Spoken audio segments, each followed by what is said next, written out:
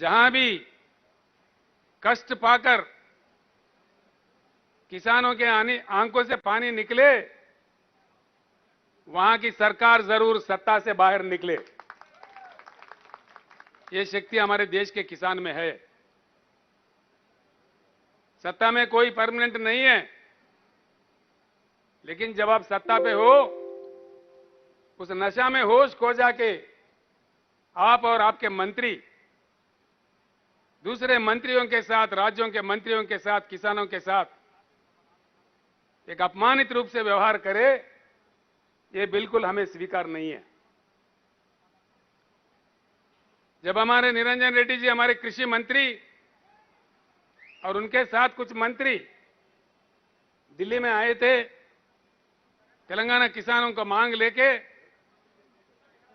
यहां के आपके मंत्री पीयूष गोयल साहब का जो व्यवहार था, बहुत ही बुरा था, बहुत ही अपमानित था। बेहतरीन चावल उगा के देश को अन्न देने वाले अन्नदाताओं को इस पीयूष गोयल जी ने कहा, भाई किनकी खिलाओ, किनकी खिलाओ, किनकी यानी के टूटा हुआ राइस के टुकड़े,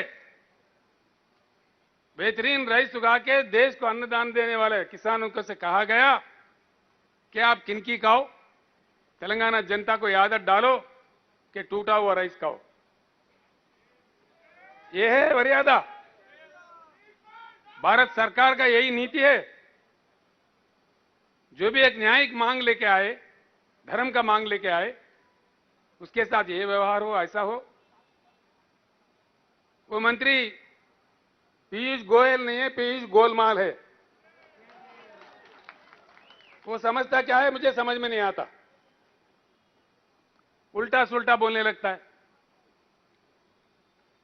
देश के कोने कोने के बारे में उनको क्या नॉलेज है, क्या बात मालूम है, हमें समझ में नहीं आता।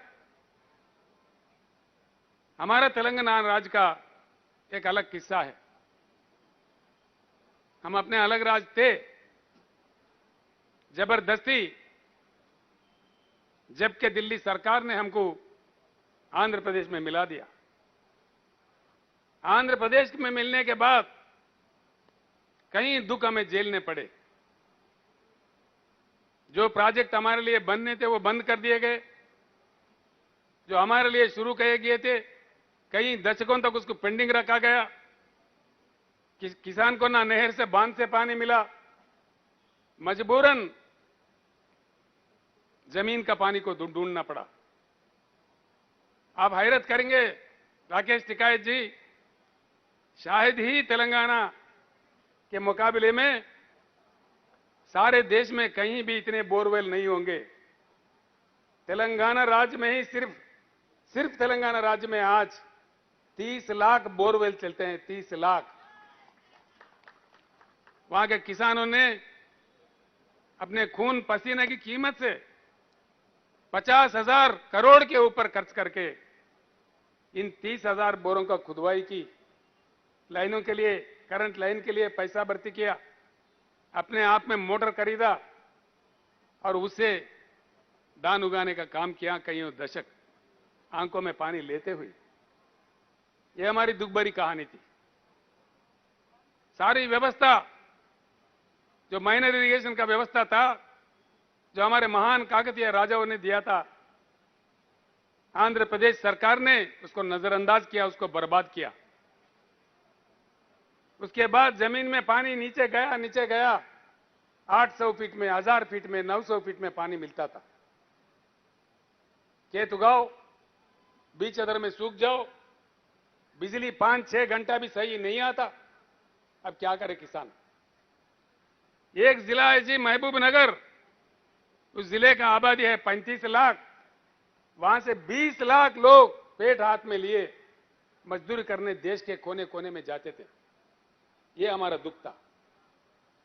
किसानों के आत्महत्या हजारों की तादाद में, और किसानों के परी काम करने वाले जो दूसरे लोग होते वो भी बिछड़ गए। सारी ग्रामीण व्यवस्था में दुख ही दुख भर गया था, पूरे बिखर गए थे। तेलंगाना समाज में एक जबरदस्त शौक, उससे लेके तेलंगाना जनता 1956 से लेके 6 दशक तक अलग राज्य का मांग करते रहे। हम अलग राज्य मांगते हुए कई बार कई हमारे युवा शहीद हुए। 1969 के मूवमेंट में हमारे 400 युवा पुलिस गोली के शिकार हुए, मारे गए। कई लोग, लाखों लोग जेल गए। हम कई दुख झेले थे। जब इस बार 201 में ये गुलाबी झंडा उठा, फिर एक बार जय तेलंगाना नारा गूंजा, तो हमने काफी प्रयास करके पूरी देश के राजनीतिक दलों को समझा के मना लिया। काफी मशक्कत के बाद, काफी काम करने के बाद, 14-15 साल के लगातार लड़ाई के बाद 2012 जून देखो तेलंगाना राज्य बना। तेलंगाना 14 राज्य हमारा बना। आखिर हमारा सपना साकार हुआ। राज्य बनने के बाद वहां का जनता उनके प्रतिनिधि चुनने में टीआरएस पार्टी को वहां सरकार चलाने का आदेश दिया। हम जब से चला रहे, सर्वोच्च प्राथमिकता हमारा खेती किसानी पे था। हम सारे जलाशय, जो तालाब गांव-गांव में होता है, 46,000 तालाबों का पुनरावृत्ति किया मिशन काकतीय के नाम। अब वो सारे के सारे हरे भरे दिखते हैं। जमीन की पानी जो ग्राउंड वाटर है वो ऊपर आ गया। बिजली नहीं थी हमारे पास, बिजली की बड़ी किल्लत थी जब तेलंगाना बनी थी।